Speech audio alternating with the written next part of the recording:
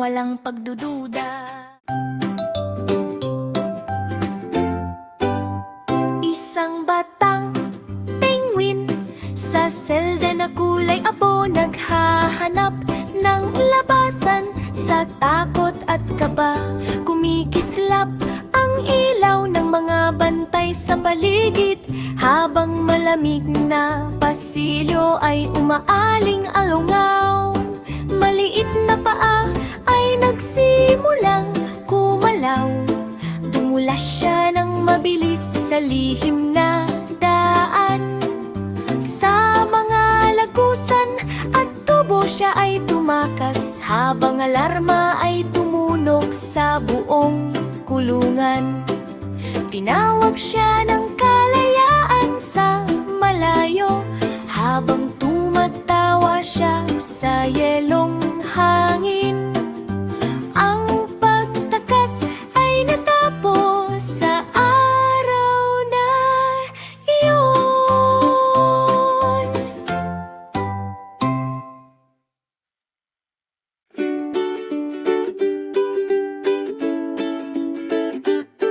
Sa kailaliman ng dagat na malaya at payapa, ang sirena ay lumangoy na may kislap ng saya. Ang kuting ay may hawak na gintong susi, habang hinahanap ang yaman sa ilalim ng alon.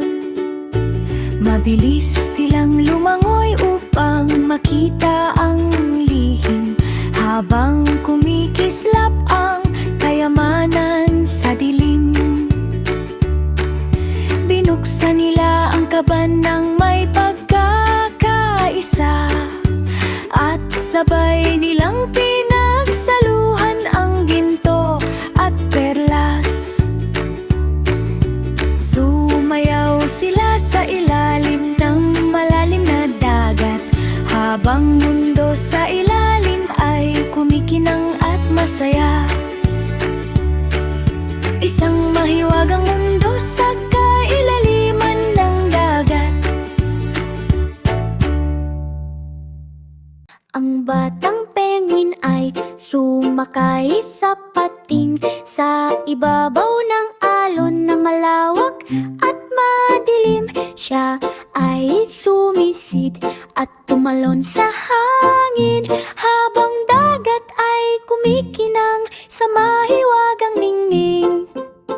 Dumulas siya sa puting bulangang alon, habang tumatawa sa bawat galaw at ikot.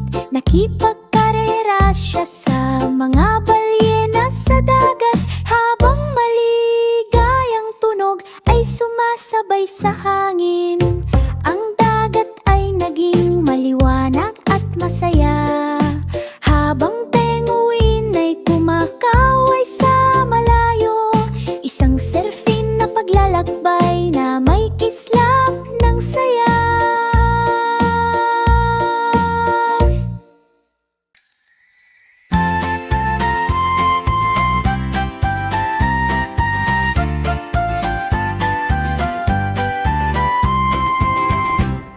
Isang asno ang naglakad sa kalsada ng nayon, may hakbang na maayos at ritmo ng buhay.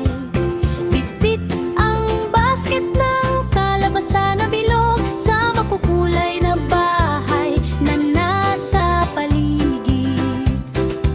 Ang kanyang mata ay kumikislap sa tuwa, habang mga bata ay kumakaway sa kalsada.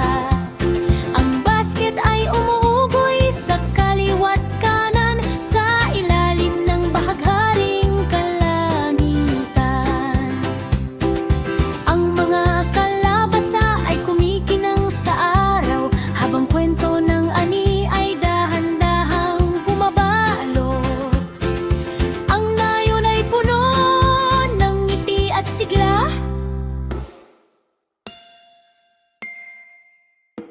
Ang manok na pulis ay nagpatrol sa kalsada. May makinang bad ginadala-dala.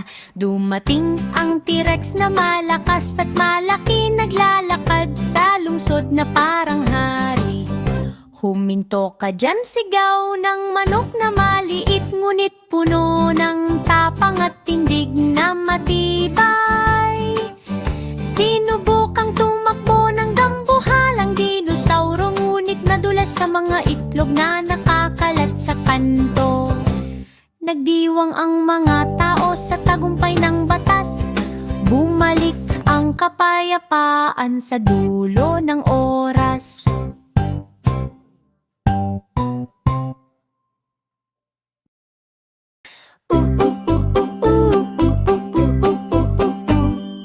Isang malitit na batang babae ang tumayo sa langan. Hawak ang lubid ng buong lakas at tapang. 10 elepante ang humila ng sabay-sabay. Yumanig ang lupa sa lakas nilang taglay. Hindi siya bumitaw kahit gaano kahirap. Nakabaon ang paa sa lupang matatag. Biglang nadulas ang mga elepante sa huli, at siya ang nanalo sa laban na masigla't mali. Sumigaw ang lahat ng hip-hooray sa saya.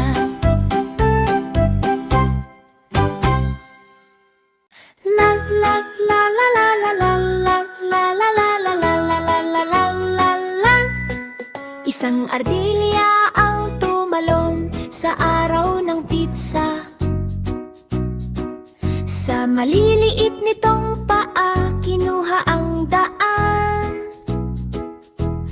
Ang bisikleta ay humarurot sa ligaw na eksena. Sa makukulay na kalsada ng masayang bayan.